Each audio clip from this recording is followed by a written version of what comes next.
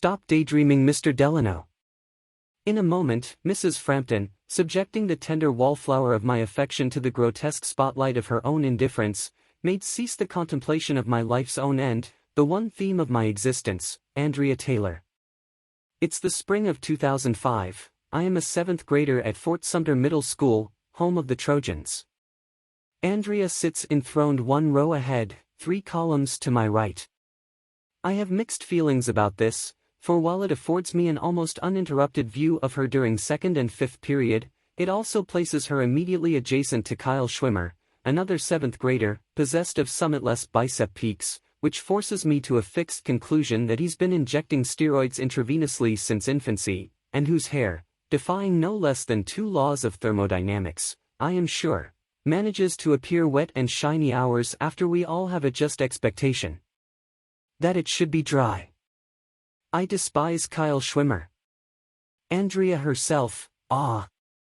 Andrea, crowned with brown tresses, and bangs, layered alternately in Kevlar-like in Abercrombie and Hollister tank tops, floating on a cloud of all-white etnies, and tastefully adorned in torn and acid-washed denim. If Helen, Esther, Cleopatra, Megan Fox herself stood before me, they could, collectively, aspire to light but a Yankee candle of affection before the blast furnace that is my love for Andrea Taylor.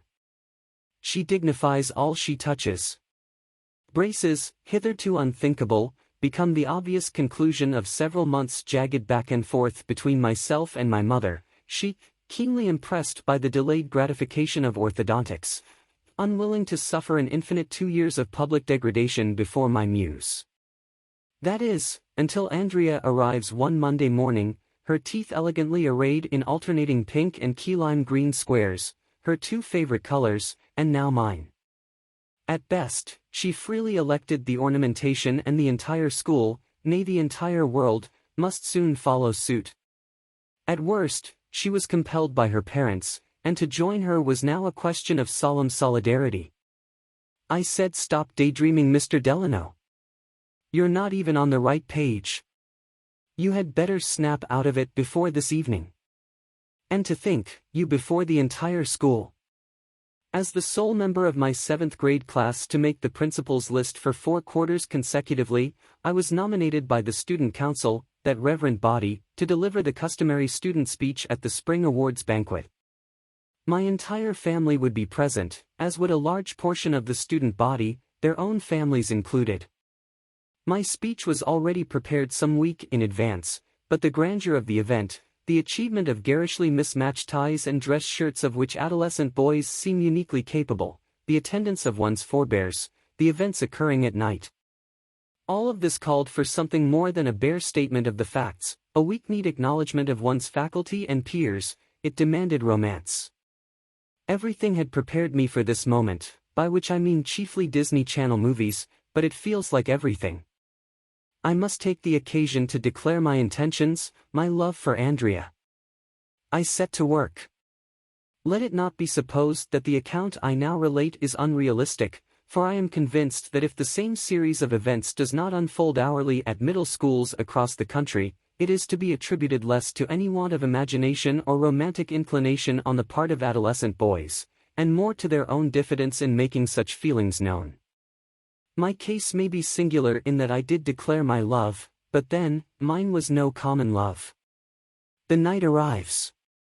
I scramble numbly from the 3rd row of my mother's van just in time to witness Kyle Schwimmer emerging from the passenger seat of his older brother's Mazda Miata, a convertible. A pox on all his house. I'm wearing a light blue button-down, hastily ironed khakis, and, in defiance of all my mother's objections, a striped tie, green and pink. Kyle is in all black. I think this is ridiculous. I take a second look. It doesn't seem quite so ridiculous. I wonder why I did not wear all black. I hate Kyle Schwimmer. We begin to walk past what should be familiar sights, but in the dark, and on a night of such moment, I recognize nothing. That is, until I hear her voice. Andrea and her parents are following just feet behind us. My younger brother trips over a step. I despise him with my entire soul. She doesn't seem to notice, or to impute his failings to me despite our near relation. I hold the door open. My mother thanks me with a half-tone of surprise which, I trust, instantly exposes my gallantry for what it is. I cannot escape the suspicion that in the short time it took us to move from the van into the school, I have fallen, like one of Milton's angels, to the furthest recesses of the pit in Andrea's esteem. She smiles as she enters through the door. I am confident that no door has ever been restrained by such a superfluity of force, and is heard to say, "Hi John." I ascend all at once from Inferno to Purgatorio to Paradiso. I respond in monosyllables, though, apparently, to some effect, as she graces me with a smile and proceeds accompanied to the cafeteria-made banquet hall. She wears a strapless white dress with black polka dots. I wish she wouldn't bare her shoulders. What if Kyle Schwimmer sees? Black flats, a red handbag, and a puzzling mix of blush and eyeshadow, the effect of which might have proven comical to an elder member of her own sex, but which appeared to me the very incarnation of beauty. A half-hour passes during which I'm ushered to a seat on stage by Mrs. Frampton. The cafeteria grows steadily more full, and my bowels become a butterfly house. Finally, it is my turn to speak. I address my peers, their parents, our faculty and administration, make some general remarks about the progress of the year. In short, I read the entirety of my 2-minute speech which had passed successively beneath the careful scrutiny first of my father, then of Mrs. Frampton, then of the assistant principal. But I am not done.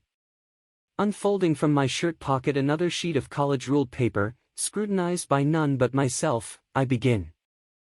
I am catatonic.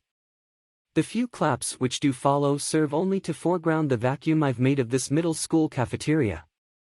I'm shushed down the steps by Mrs. Frampton to the empty seat between my father and younger brother.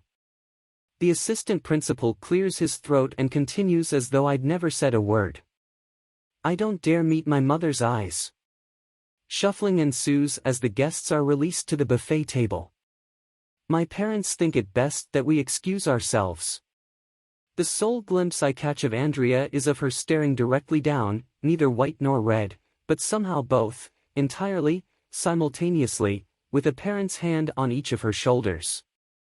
We drive home in silence, at least as far as dialogue goes. The radio insists on playing, and I wonder why every single song seems a mockery of the events of the last hour. It would be true to say that I spend the evening in agony.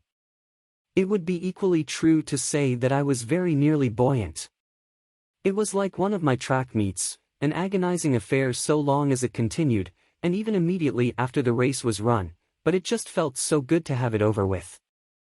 I spend time in front of a book, though not quite reading, in front of my television, though not quite watching, and finally, I turn to the family computer. Dare I? She wouldn't. I log into AOL Instant Messenger and there, carved in black pixels is Andrea T93. Petrified, mortified, ossified, like some antediluvian fish buried beneath the waves of judgment and become stone, I undergo internal decomposition in a moment. I move to log off when a window appears. Andrea T93, I love you too. Smiley face. She moved to Colorado that summer. Her father received orders to a new base. It's the spring of 2023. I've not seen her since. I've loved others, or at least said I did.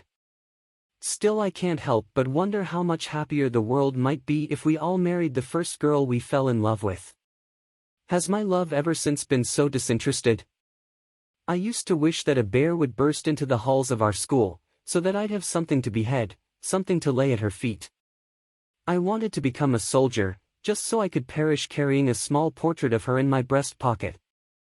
I plundered songs and movie scenes for lines to express, if only to myself, what I could not but feel. It was idolatrous, but, perhaps, not without meaning. Why was I so soon enthralled? Why, in 7th grade, looking for a dragon to slay, a princess to save? It will be observed that the contents of my panegyric have been excised from the narrative. The reader may rest assured that Andrea was wooed with all the accumulated prowess an 11-year-old may be justly expected to muster. I invoked Shakespeare, Noah Webster, several verses of Stevie Nicks' Landslide, and more than one Coldplay song were flagrantly plagiarized. In short, I declared my love to her in no uncertain terms. Kyle Schwimmer teased me ferociously until the end of the year. But then, Kyle Schwimmer was never, if only for a brief moment, loved by Andrea Taylor.